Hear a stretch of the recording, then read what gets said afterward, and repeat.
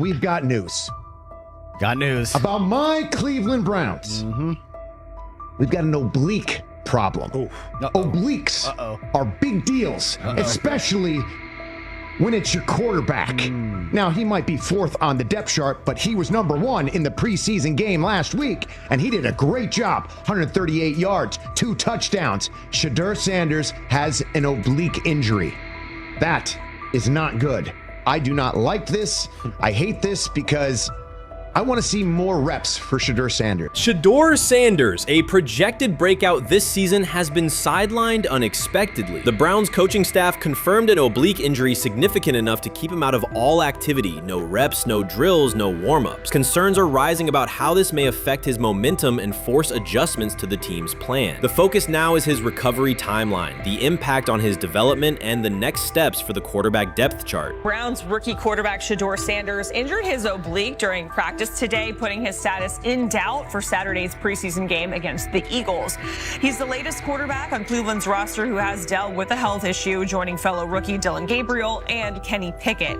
Sanders, who is trying to fight his way up the Browns depth chart, started the preseason opener last week and threw to practice. So how concerning is this for Shedeur as he is trying to, again, make his way up the depth chart, be QB2, potentially QB1 in the future? Dillon Gabriel taking Shedeur Sanders' QB1 spot after Sanders suffers an oblique injury is more than a roster change. It signals the staff is choosing urgency over efficiency. You do not replace a quarterback operating near a 70% completion rate with one coming off a 32% outing unless the decision is driven by desperation or poor evaluation. That is not strategy, it is avoidable loss of production. The impact on accuracy, timing, and drive sustainability is clear, and the difference is apparent to anyone watching. Well, here's what we know. I mean, after practice, Kevin STEFANSKI, the head coach of the Cleveland Browns, was not available to the media, but I did talk to him on the field as the players were coming off, and he told me that Shedeur Sanders complained of oblique soreness during the warm-ups this morning. Shedeur Sanders' absence isn't just a gap in the lineup, it's a setback for the entire offense. He thrives under pressure and makes throws others won't attempt. When he's healthy, every pass has intent, every drive has rhythm, and opposing defenses know they're in for a long day. Replace him with Dillon Gabriel and the defense senses an opening. Corners press tighter, safeties cheat down, and linebackers blitz more aggressively because they don't expect the same timing, velocity, or accuracy. Yes. I mean, yeah, I'm a fan. I'm not even going to try to hide it. Rich, you guys are fans. Like, you guys talk about the Cleveland Browns quite a bit. Yeah, it's almost annoying to me. It aggravates people. Like, people don't like the fact that Rich talks a lot about They must love I'm here. But it's like, you have a friend, and that friend's child is following in the family's footsteps.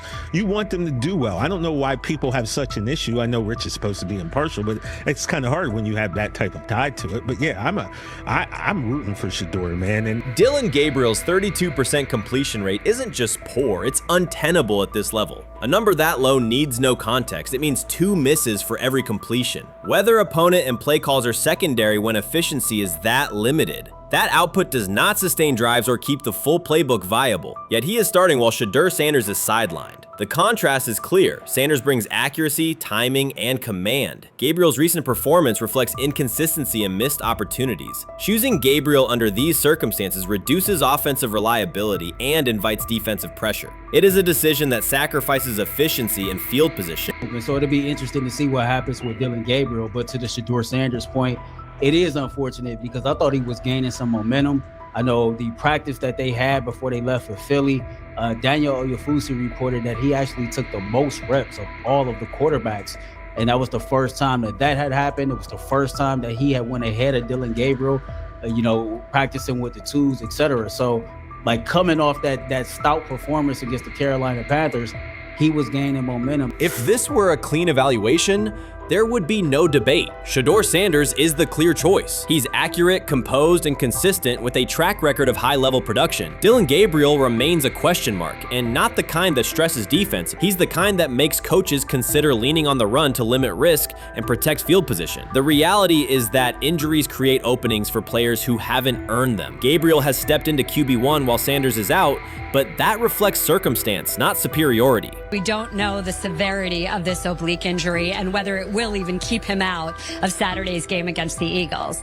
As for moving up the depth chart, I'm the Browns preseason sideline reporter. I was there Friday night when he burst onto the stage and set the NFL world buzzing.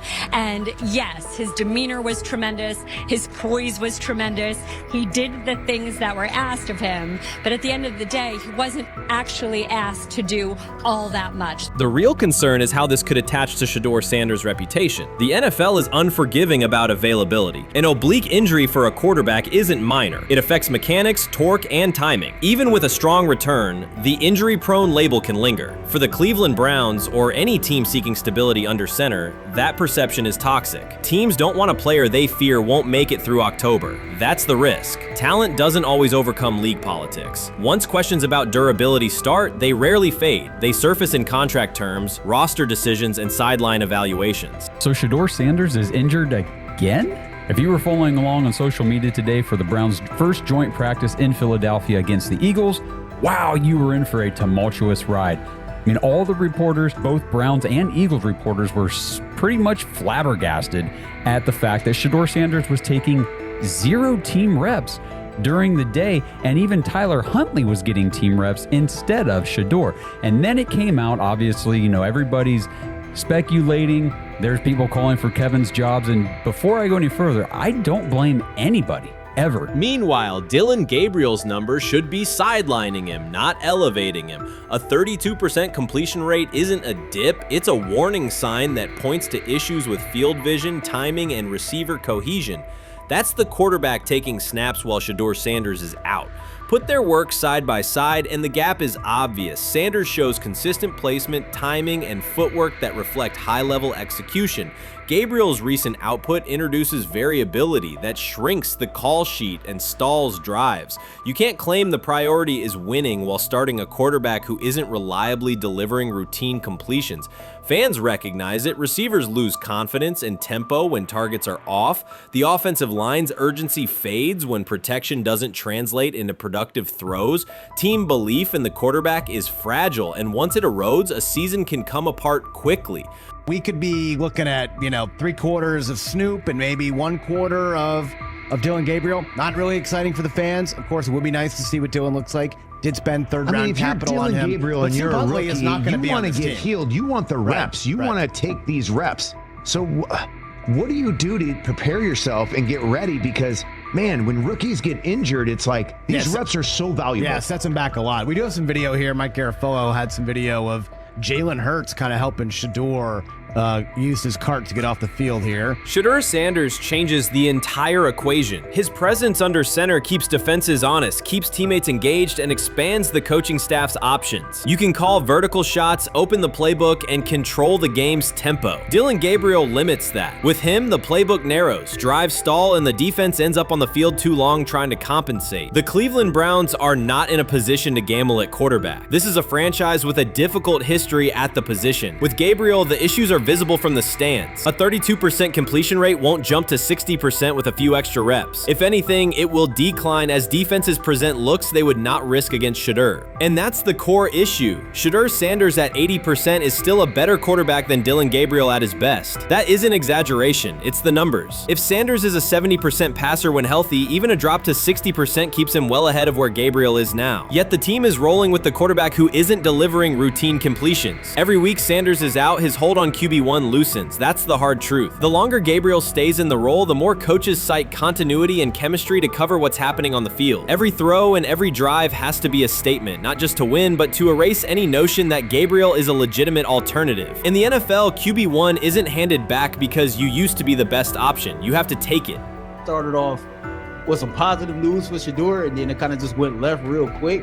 Shedeur got the news early on that if Dillon Gabriel couldn't go, he would get his second straight start in the Saturday preseason game against the Philadelphia Eagles. And then he went on to injure his oblique. For the fans who don't know exactly what part of the body the oblique is at and what that injury is and how it can impact the quarterback, can you explain to them what is an oblique injury? It's like up in this area, right? Well, you can't see me, but like right up in here, you know, when you go to throw, like obviously that's all that. So the truth is straightforward. The Cleveland Browns, or any team in this situation, aren't going anywhere meaningful with Dillon Gabriel under center. You can frame it as progress and point to selective highlights, but reality will level it out, and by then the season is already slipping. Shedeur Sanders is the difference between a team with a path forward and the team playing out the schedule. He reads coverages, delivers on-time throws, and forces defenses to respect every level of the field. Gabriel turns the offense into guesswork. The NFL is built on results, and the results are clear. Gabriel's 32% completion rate functions as a warning sign. It doesn't need context, a clinic, or a film session to explain. It signals inefficiency that stalls drives and compresses the playbook. Yet he has been handed the role Shedeur established through precision, composure, and production. That decision undercuts the stated goal of winning. With Sanders, the offense retains structure, rhythm, and threat. With Gabriel, it narrows and exposes the defense to longer stretches on the field. How you feeling? I'm getting there. You see what I got on, right? That's why I was asking how you help for. Yeah, I'm getting there. See? Prime, what they had to? I had blood clots. Okay. And they amputated, you know. But I work with it. Man. Yeah, I'm amputated. So I get that worked on a couple times a day. Keep the blood circulating, blood flowing, but it's a new normal. And the best thing about here, we have a whole medical team on the second floor. Right. We have a whole medical floor, which is great. Deion Sanders is shaken, this time not by a hit on the field. In a sudden turn, Ryan Clark has uncovered a serious plot affecting Shedeur Sanders' NFL draft status, and the disclosure is reverberating across the sports community. What once looked like a simple scheduling delay may actually be a calculated effort to undermine Deion's son. The facts suggest intentional sabotage, a breach of trust, and repercussions that could be far-reaching. This is no routine football headline. It is personal, and Coach Prime did not see it coming. The sports world loves to celebrate underdogs, yet it often takes even greater pleasure in tearing down rising stars. Deion Sanders is witnessing that cycle now, not from the sidelines as Coach Prime, but as a father. The lights in Boulder remain bright, the cameras keep rolling, and Sanders still wears his gold watches, sunglasses, and natural swagger. Still, behind that familiar smile is a man carrying deep pain as criticism aimed at his son mounts daily. How much of that is opening press conference saying, okay, we are family, saying that he was sent to do certain things? Do you feel like people got attached to that, or it just was the fact that prime time is at Jackson State? It's prime time. If my son plays cornerback, I want him to be around, in my opinion, the best cornerback ever to touch the field. That's right.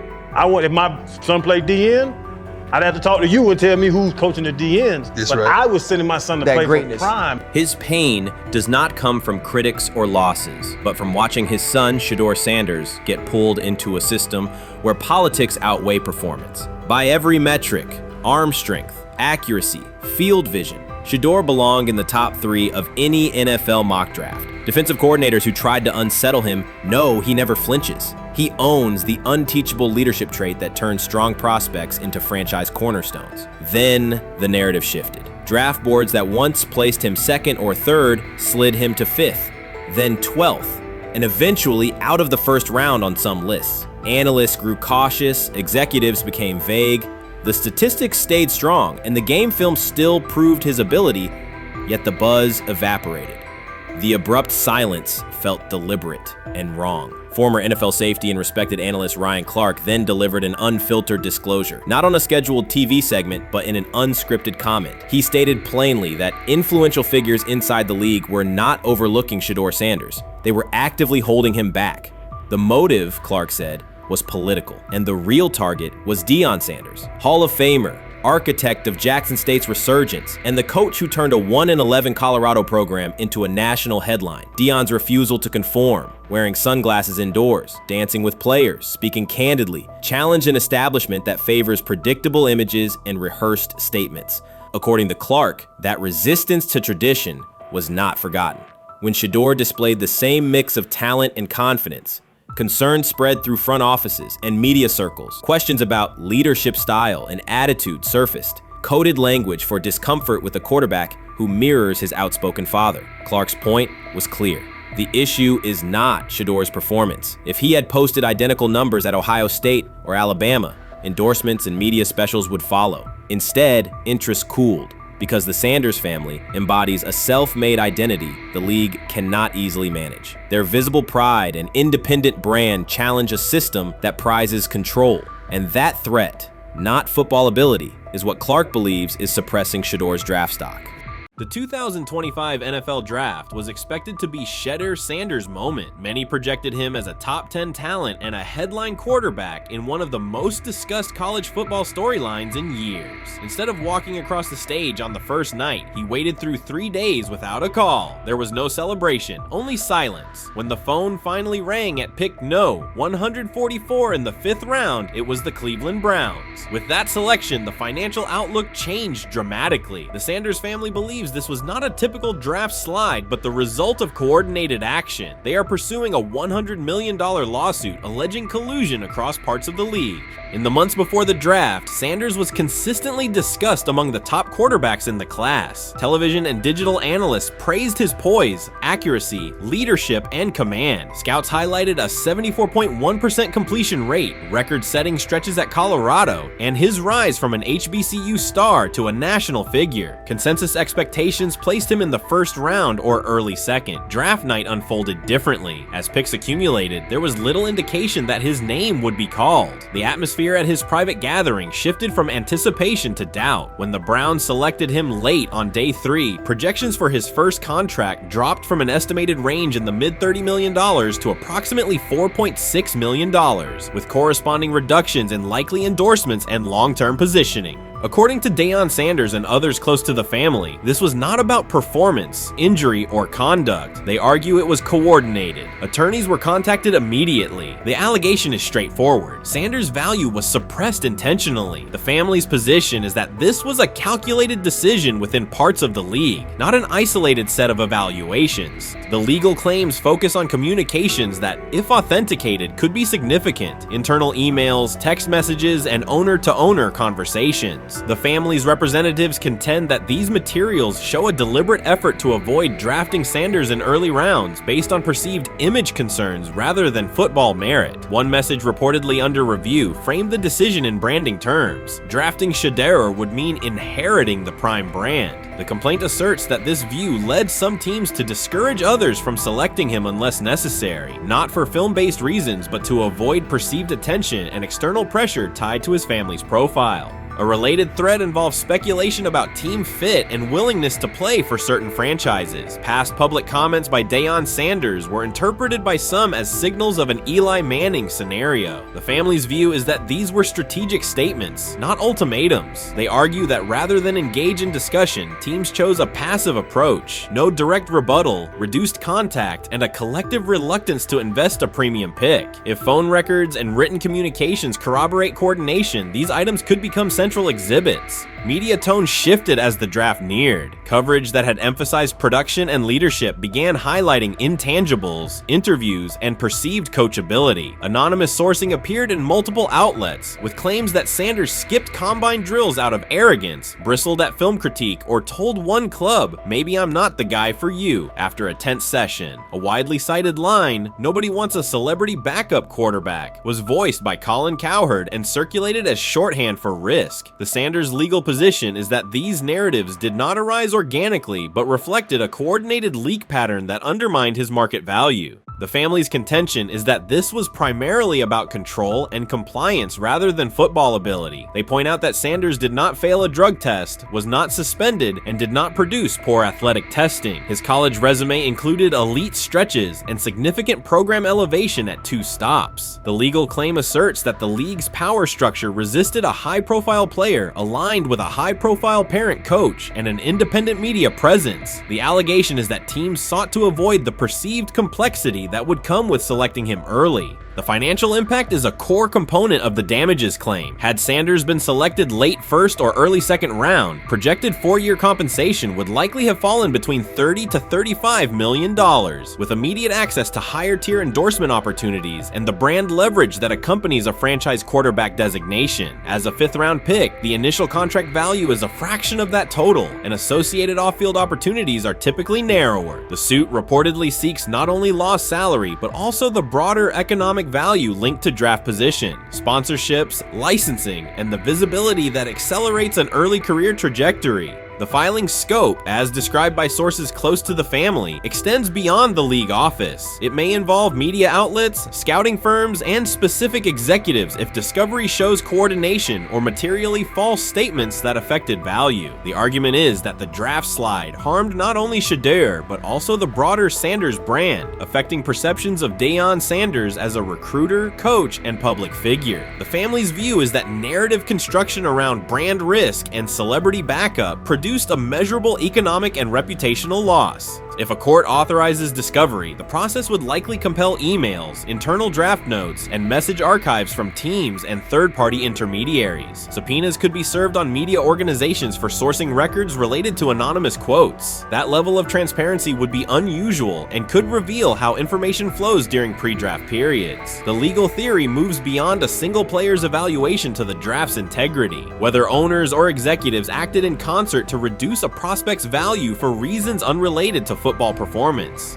The league has not publicly addressed these specific allegations. Background comments from executives characterize the claims as overreach. The family's camp maintains they have documentation sufficient to proceed. The comparison points referenced by observers include Deflategate, Spygate, and the Colin Kaepernick grievance, not because the facts are the same, but because of the potential scope, policies, practices, and the balance of power between the league and individuals challenging its processes. Another dimension of the dispute involves how the NFL perceives Deion Sanders, Coach Prime, and the autonomy he promotes. He built a large media footprint around his programs at Jackson State and Colorado, elevated his players' profiles, and spoke openly about fit and leverage. The family contends that this visibility, combined with statements about preferred destinations, triggered resistance. The complaint frames the response as a preference for compliance and predictability over independent branding and public negotiation. The suit also addresses the pre-draft decisions that critics point to: skipping the Senior Bowl, declining full workouts at the NFL Scouting Combine, and candid interviews about team fits. The family characterizes these as strategic choices commonly made by top prospects, not evidence of entitlement. Their view is that similar decisions by other players did not produce the same narrative because those players fit more comfortably within league expectations. The risk calculus is clear. Bringing a suit of this magnitude invites professional consequences. The family acknowledges that some within the league may react negatively. Their position is that the principle at stake, transparent and fair valuation, warrants the risk. The message they intend to send is that manufactured narratives and coordinated devaluation should face scrutiny, particularly when they affect earnings, opportunity, and reputation. If the case advances, several outcomes are possible. The court could find insufficient evidence of coordination, limiting the scope to individual judgments protected as opinion. It could also find enough to proceed to broader discovery, which would have implications beyond one player, including potential changes to how teams document evaluations and how media handle anonymous sourcing close to the draft. Agents might push for reforms, including clearer guardrails around leaks and standardized prospect communication records. For now, Sanders is working within the Browns structure. He has avoided public escalation beyond confirming focus on preparation and development. The lawsuit is a separate track managed by counsel. This dual approach, professional routine on the field and legal action off it, reflects the family's strategy. They intend to contest the process they believe harmed him while meeting club expectations day to day.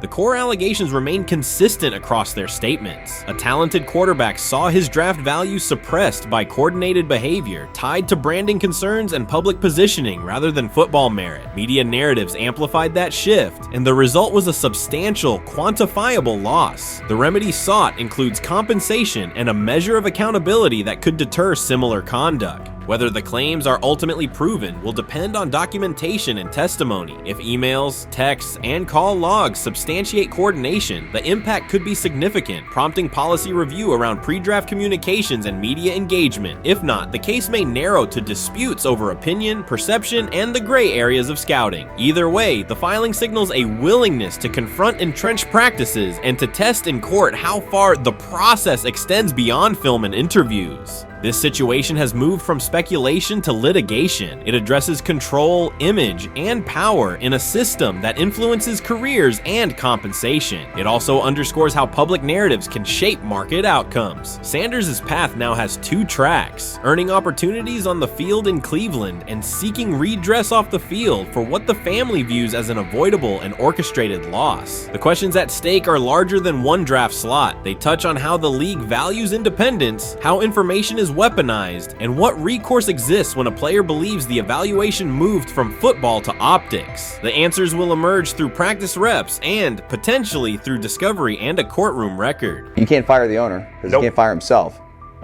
Yeah, someone's head's going to roll, unfortunately, in this situation. And it's probably Stefanski and Barry. I saw on The Athletic. I don't think that's fair, by the way. Stefanski, that part. I agree. I was saying the other day on my podcast that Barry should be fired. And I said I wouldn't fire Stefanski, but a couple of people made the point of saying, well, if you fire the GM, you got to give him a chance to hire his own coach, which is fair. That's true. Mm-hmm. So I would fire Barry. I would hire a new GM. If that GM thinks Kevin Stefanski's a good coach, wants to stick with him. Right. The situation in Cleveland has escalated with the NFL. Sources indicate GM Andrew Barry is prepared to move on from head coach Kevin Stefanski if he refuses to elevate Shedeur Sanders. The Browns are weighing a major quarterback change. Leadership appears to be aligning behind Sanders and pushing for immediate action. This is a high-stakes decision about control and the team's direction. I think it's unfair for me to comment in I guess, maybe on behalf of the industry. All I can say is this, the time that we spent with Shedeur, and what he's done throughout his college career is impressive. He's an impressive young man. He's a really good quarterback. Sometimes, fit comes into play. And I'd also say this, there are 4 more rounds of the draft. And then maybe lastly, it's less about where you get picked and what you do after you get picked. That's really the most important thing. Getting to know him over the course of the spring, he has a ton of resolve. Andrew Barry appears to be at a breaking point. Pressure from fans and within the organization to play Shedeur Sanders is intensifying. Barry is pushing for a move towards Sanders, while head coach Kevin Stefanski remains cautious about altering the depth chart. The divide is clear. One side wants acceleration, the other a measured rollout. The organization is under heavy scrutiny, and the focus has shifted to when, not if, Sanders sees the field. Has the 4th highest odds of any head coach this season to be fired. He's clearly on the hot seat. It's been a discussion for really a couple years now, dating back to last season's 3-win season. And he's always had kind of hot and cold seasons. And now the sports books are saying he's 4th on the list.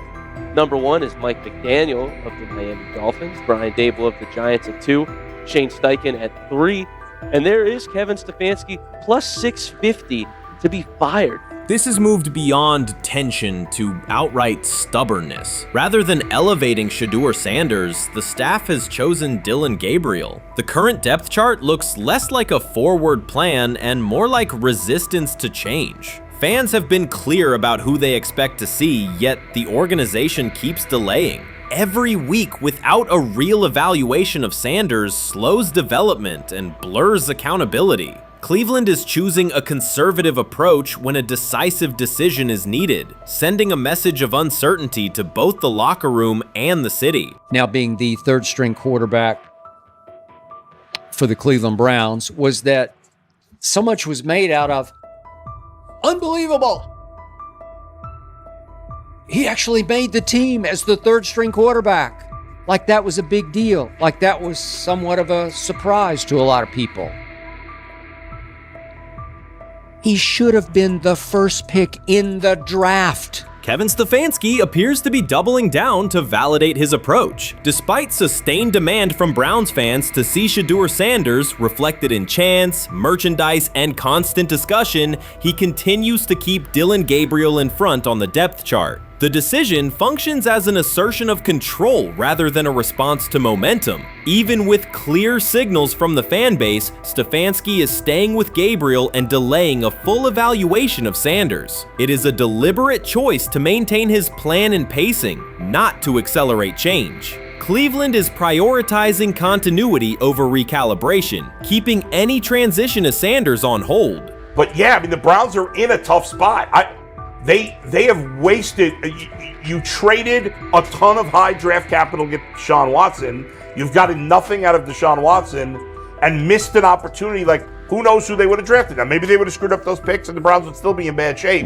Andrew Berry is likely frustrated watching Dillon Gabriel default to conservative throws while the offense stalls. From a football perspective, this appears to be the hill Kevin Stefanski is choosing to stand on. Keeping Gabriel ahead of Shedeur Sanders has limited the unit's explosiveness and prevented a full evaluation of a higher ceiling option. Drives end quickly, field position flips, and momentum is lost while Sanders remains on the sideline. Fan patience is wearing thin. Each ineffective series intensifies criticism and shifts scrutiny toward the coaching staff's criteria for the depth chart. With every additional snap for Gabriel, the decision reads less like an open competition and more like rigid adherence to a plan that isn't producing results. The optics are clear. A dynamic quarterback sits while a cautious approach keeps the offense in neutral. If this continues, accountability questions will grow inside and outside the building. What performance benchmarks keep Gabriel ahead of Sanders? When will Sanders receive first-team reps in live situations to allow a fair comparison? The front office must decide whether to preserve continuity or pivot toward a timely assessment of Sanders. The longer the current approach stays in place, the more it signals stubbornness rather than adaptation, and the more pressure mounts to realign the plan with on-field output. I honestly see it happening if the Browns lose a bunch of games. Like if they get 5 wins or less, I see the report coming out now that Stefanski will be fired. I don't want it to happen. I want the Browns to be good, win a bunch of games. I think that they're going to be a team that is slept on and can at least get 7 wins, which is why if they don't, I see Stefanski getting all the blame for that, and there'll be a new coach in Cleveland. Because their players, to me, are there once again. We've talked about the incredible rookie class. The approach in Cleveland lacks consistency. One week, Andrew Berry signals he wants Shedeur Sanders on the field. The next, Dillon Gabriel gets the reps and the plan stays conservative. Through it all, Kevin Stefanski shows limited urgency despite pressure on his job security. Fans are asking for an offense that can push the ball, change field position, and produce points. Instead, the unit leans on short throws and cautious sequencing. Gabriel's play keeps the ceiling low and momentum static, while a full evaluation of Sanders is postponed. The result is growing frustration and a clear disconnect between the front office, coaching staff, and expectations in the stadium. The NFL tried to teach him and his father a lesson. You don't act like that. You don't talk like that before a draft. We'll show you how our game is played. We will watch you plummet all the way. I think he would have gone undrafted except for that owner in Cleveland. And he is the key to everything because he is something of an against-the-grain maverick owner. He's kind of a wannabe Jerry.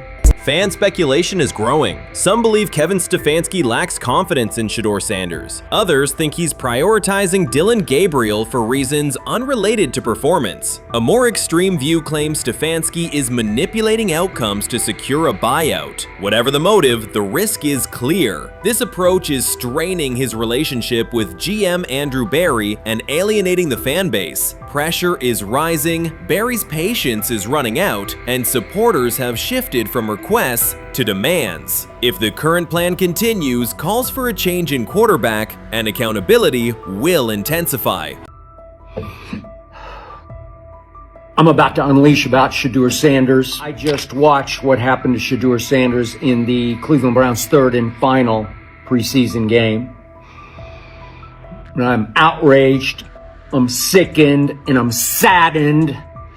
By the way, Shedeur continues to be treated in the National Football League now by those sorry-ass Browns and sorry-ass Kevin Stefanski. The Cleveland Browns are once again mishandling a promising quarterback. Skip Bayless criticized the organization for failing to develop Shedeur Sanders and for misusing his skill set. He argued that the team's decisions are undermining Sanders' progress and turning a major investment into a cautionary example. Bayless pointed to inconsistent usage, questionable play calling, and a lack of clear direction as key issues limiting Sanders. He said the Browns need a defined development plan and stronger support if they expect Sanders to succeed. Skip Bayless delivered a direct, critical assessment this week. After seeing Shedeur Sanders in a Browns uniform, he argued that Cleveland is mishandling the quarterback and undermining his development. Bayless said the team's approach shows poor planning and inadequate support around Sanders. He dismissed excuses about strategy and emphasized the need for better coaching, deployment, and protection. In his view, the Browns are setting themselves up for problems before the season begins unless they establish a clear plan for Sanders. Given the team's recent decisions, his reaction is understandable. Cleveland has a history of inconsistent quarterback development. Shedeur Sanders is a premium prospect, the son of a Hall of Famer, a proven college performer, and a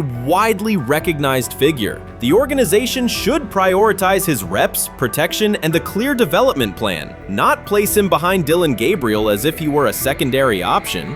But I'm going to answer this question by saying Shedeur Sanders, and I'm going to tell you why. I think he's being set up to fail. That's right, I'm going to say it. Okay. Here we are on national television, right? There's been 11 practices, if I remember correctly. He's been starting against, he's been playing against the third unit. He's fourth on the depth chart. And then suddenly you throw him into the start line, and he hasn't had any reps for the first team at all. Think about that. So you're just going to throw him to the wolves like that, huh?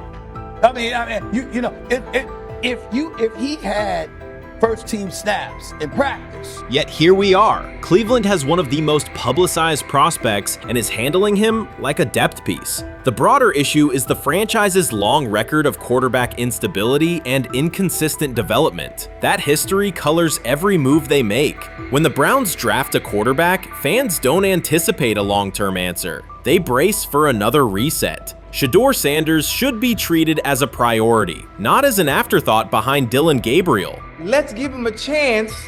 Let's give him a chance with the play calling. You know you have an offensive line that isn't playing that well. So what do? Why not just play the short game so he can get the ball out of his hands very fast to run a competent goddamn offense? Outside of that, Shedeur has to be better in understanding that the offensive line that you're working with right now is not adequate. Why not allow the players that are competing for a job, in this instance, Shedeur Sanders, to finish off the 2-minute drill? When Browns fans see another quarterback selected, they brace for another setback. The franchise's recent history, from Johnny Manziel's failed stint to the rocky handling of Baker Mayfield, reflects inconsistent development and short-term decision-making. Against that backdrop, Skip Bayless's reaction to Shedeur Sanders on Cleveland's roster was blunt. He argued the team is already mishandling a premium prospect by treating him as a secondary option instead of a centerpiece for the future. Bayless's position is straightforward. Sanders is not just a name, he brings proven college production, leadership traits, and significant visibility that can strengthen both the offense and the organization's broader profile. Burying him on the depth chart behind Dillon Gabriel signals a lack of a clear development plan and wastes early momentum. Instead, Bayless contends, Cleveland should establish a defined pathway. First-team practice reps, protection and personnel tailored to his strengths, deliberate play calling that accelerates processing, and measured in-game opportunities that build confidence and execution. In his view, the Browns need alignment from the front office to the coaching staff to prioritize Sanders' growth. Continuing to treat him like a depth piece risks repeating the same cycle that has undermined previous quarterbacks. Committing to a coherent plan gives Sanders and the franchise a realistic chance to convert potential into sustained performance. When he led college football in completion percentage and he threw almost 40 touchdowns for over 4,000 yards, How tall was he? Because they make it seem like he shrunk all of a sudden, RC. Oh, how lively was his arm? Because all I know is somebody did that. Somebody threw for over 4,000 yards, somebody threw for almost 40 touchdowns, and somebody led college football in completion percentage. Now, I'm trying to figure out, what I try to figure out all the time, Mel, is how a guy that hadn't played football in almost 5 months. Shannon Sharpe has publicly defended Shedeur Sanders and criticized those questioning him. Sanders has earned higher recognition and some fans are responding negatively. Although there's debate about whether he belongs on a second team list, Sharpe maintains that Sanders' career is clearly ascending. Reactions on social media are mixed. Some users are angry, others are surprised, and a few say they anticipated this result. The conversation remains active. When reports confirmed that Shedeur Sanders had been elevated from second team to near top tier status, Shannon Sharpe issued an emphatic response. He delivered a detailed rebuttal to critics, underscoring why Sanders deserved the promotion and directly challenging those who doubted the decision. I don't think that he was underprepared during these meetings. I don't believe any of these stories that he showed up arrogant and that he was bombing his interviews. I mean, you watch the film, he's on time, he's on point. You watch his interviews, he answers like a 10-year NFL veteran. Like, he's clearly dominating OTAs. It's every single day there's a new report of how well he's doing for the Browns in OTAs. And I mean, you can say what you want, it's just OTAs. Okay, if that's your new narrative, then he's doing exactly what he needs to be doing. He's on point, he's on time, he's getting the respect of his teammates, and he's making plays. So we're gonna see years down the line, something's gonna come out that I don't know what exactly it was, but something will come out. Critics have been waiting for an opportunity to dismiss Sanders. They labeled him overrated, accused him of benefiting from nepotism, and claimed his profile came only from his last name and polished image. Within their own echo chamber, they cited every game in which he fell short of huge passing numbers as validation of their doubts. Since Sanders has begun receiving formal recognition, criticism has escalated. A wave of self-appointed analysts is dissecting his throwing mechanics and team role, and many online commentators now argue that his promotion reflects deeper problems within the sport. Shannon Sharpe rejected each criticism directed at Shedeur Sanders. During the broadcast, he turned a routine segment into a detailed examination, acting as presenter, interrogator, and fact-checker. Sharpe walked viewers through game film, season statistics, and scouting reports to show why Sanders merited his recent promotion. Whenever a panelist claimed Sanders had not earned the role, Sharpe countered with completion percentages, efficiency ratings under pressure, and documented late-game drives that changed outcomes. He stressed that the backlash was driven less by on-field evidence and more by reluctance to revise earlier opinions. Sharpe argued that critics were upset not because Sanders lacked qualifications, but because his progress contradicted their initial narrative. By the end of the discussion, Sharpe had moved past simple defense and reframed Sanders as a clear example of performance-based advancement, demonstrating that early predictions can be wrong. Never heard of no Dylan Gabriel or Tyler Shock. What the hell is that? So how is Shedeur Sanders going behind them? I'll tell you how. Collusion. 4 different times they passed on him. How the hell does that happen? 4 rounds. It doesn't happen to a quarterback. We've never seen anything like this before. Shedeur Sanders with the watch. Shedeur Sanders with his bravado. Shedeur Sanders with this supposed arrogance or whatever. Shedeur Sanders' advancement did not happen by chance. While detractors questioned his resume online, he continued to prepare, attend every practice, and deliver accurate throws under pressure. The contrast between his output and the complaints directed at him has been stark. Some critics even argued the selection committee was, quote, biased toward performance, as if rewarding strong play were improper. Rumors quickly followed. Certain commentators speculated that a public relations push from the Sanders family must have influenced voters, suggesting everything from coordinated media strategies to alleged favors for coaches. None of these theories addresses the basic point. Sanders earned his promotion through consistent production, poise in the pocket, precise ball placement, and efficient decision-making. Shannon Sharpe highlighted these facts during his response. He noted that Sanders' performance metrics justify the recognition and emphasize that resistance to the move stems more from prior prejudice than from substantive evaluation. For Sharpe, the goal was clear: present the data, challenge unfounded claims, and correct the narrative. The discussion therefore became a broader statement about acknowledging merit and abandoning outdated assumption. Colin Cowherd defend college basketball coaches who have gotten a DUI, come to their defense and say they didn't need to be fired, that they deserve a second chance. But Shedeur Sanders drives 40 miles over the speed limit, gets a one-on-one ticket, and Colin Cowherd comes on his show today and says he's out on Shedeur Sanders. He's seen enough. He can't support him anymore. He can't be in the Shedeur Sanders camp. because of their speeding ticket. Shannon Sharpe addressed commentators who portray constant doubt as expertise. Those who discount strong performances with "we'll see" but declare bust after a single mistake. He noted their belief that progress only counts if an athlete visibly struggles. Sharpe's response was methodical rather than emotional. He presented evidence, cited statistics, and calmly refuted each claim. Following his remarks, several critics began revising or deleting earlier posts, recasting themselves as longtime supporters of Shedeur Sanders despite having questioned him for months. Sharpe insists on accountability, naming specific individuals and dates while requesting public acknowledgement of prior errors. He argues that analysts cannot spend months undermining a player's potential and then quietly adopt a supportive stance once the athlete succeeds. These are serious, big-time, top-of-the-line playmakers that they have. If you can go 45-42 in the fourth quarter because your quarterback set the school record with 510 yards passing.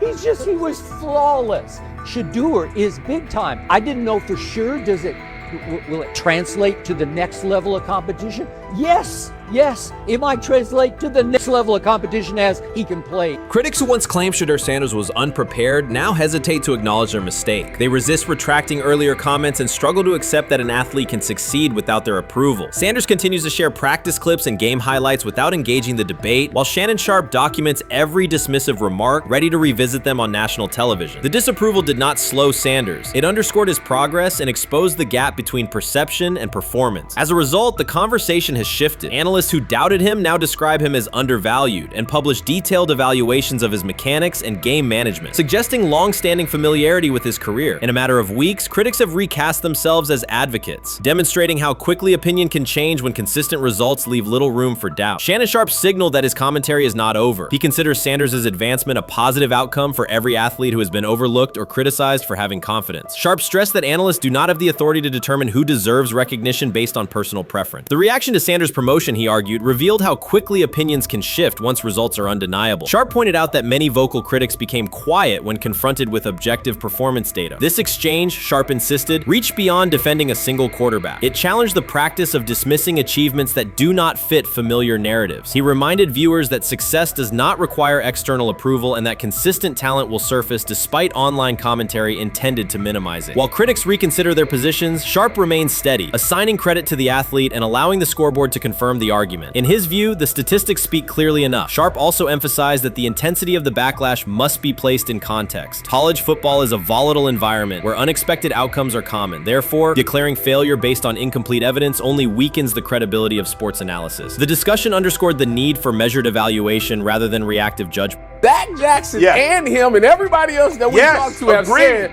that Shedeur looks good. He looks really good. He looks better. And we got Zach that say Deion Gabriel ain't even an NFL quarterback. It's true. So how is it that this man can't get a rep with the ones, but that non-NFL quarterback can? We all what agree with sense that, does that make? Some observers now claim that recognizing Shedeur Sanders' strong performance undermines football's traditional standards, even though they previously argued he received coverage only because of his father. Faced with Sanders' current statistics, those critics are searching for explanations that fit their earlier narrative. The data have always been clear. Their earlier objections ignored that fact. Shannon Sharpe is openly highlighting this reversal, comparing past negative remarks with Sanders' recent 400-yard games to demonstrate the gap between criticism and evidence. Sharpe did not force these commentators to backtrack. He simply displayed their earlier claims alongside Sanders' results, allowing the contrast to speak for itself. So the Shedeur Sanders, I want to talk about this. So here's a prime example. Shedeur Sanders, they had 3-day mini camp for the Cleveland Browns. And now, Jimmy Haslam actually has some money. The Bengals owners and the Rooneys are near the bottom of the league in net worth.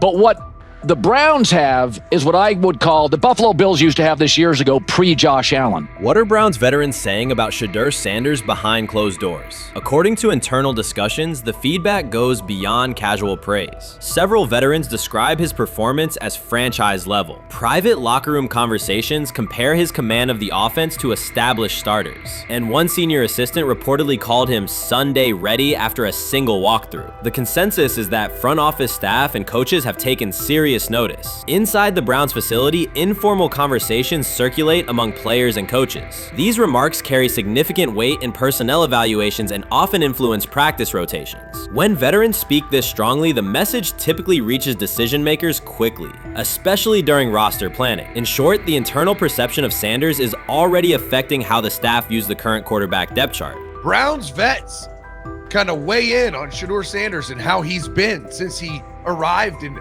Cleveland, in Pound Town. And I think it's very, very important that we discuss it, because it'd be really easy for these vets to, this wasn't like a on-the-record interview. This is just kind of back channels into what the vets are saying, the rumors, but the sources telling us.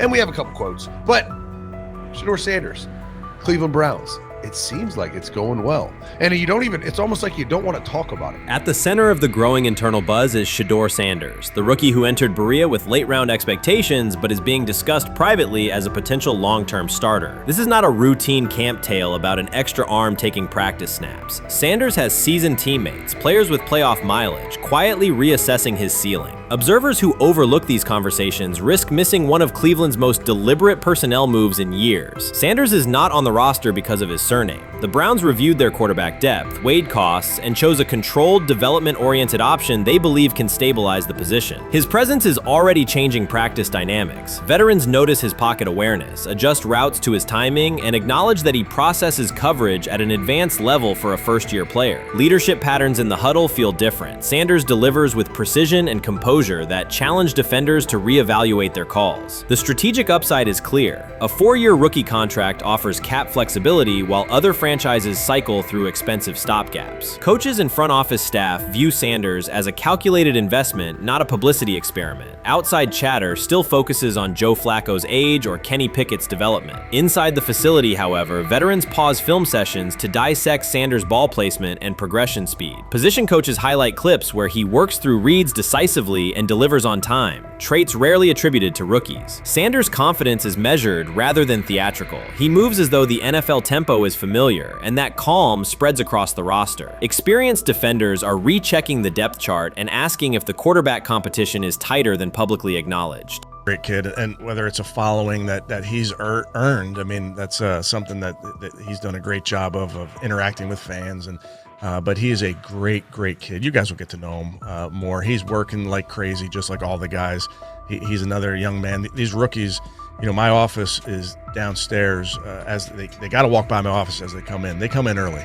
And Shedeur, just like all those guys, he's in there early. He's getting his work done. He has not yet secured the starting job. Evaluations so far come only from brief practice periods, no comeback drives, no national headlines, just steady execution in shorts and helmets. In a league that celebrates splashy debuts, Shedeur Sanders is earning trust rep by rep. Veterans typically withhold judgment until late in camp, yet several are already studying his footwork and timing, which suggests genuine respect. Inside the building, coaches sense that the Browns may have finally found a stabilizing presence at quarterback. Cleveland's recent history underscores why this matters. The team has started 9 quarterbacks over the past 2 seasons, an indicator of instability rather than depth. Sanders arrives with composure, arm strength, and a well-known surname, so any sign of readiness is magnified. Financial context also plays a role. The Browns are allocating a significant portion of the salary cap to Deshaun Watson, whose performance has not matched that investment. To manage costs, the front office signed 4 additional quarterbacks on low-impact contracts. Together, they account for far less than Watson's annual cap figure. If Sanders continues on his current trajectory, that structure could give Cleveland both competitive clarity and much-needed financial flexibility.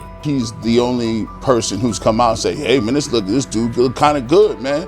Let me tell you what I heard. A lot of people reaching out to players in the locker room and stuff. To me, I think this is it's a red herring. Like, I'm supposed to suspend myself to disbelief that he was going to look bad. I've never expected him to look bad to start with. The 5th round quarterback stuff, that's involving perceptions, pre-draft analysis, and other teams Cleveland's veterans have endured every kind of quarterback turmoil, poor reads, major injuries, shaken confidence, and sideline disputes. When a young quarterback like Shedeur Sanders steps in and appears composed rather than overwhelmed, people notice. The attention comes not just from coaches and reporters, but from the linemen and defensive leaders who have watched previous backups struggle. They are not exchanging doubts, they are sharing nods of approval. Sanders demonstrates instinctive pocket awareness, reliable accuracy, and steady poise, qualities that quickly circulate through team conversations. After years of instability under center, the Browns need someone who can remain calm and effective deep into the season. Although expectations have fallen over time, genuine interest is growing. Praise is coming from teammates who rarely commend anyone unless his performance demands it.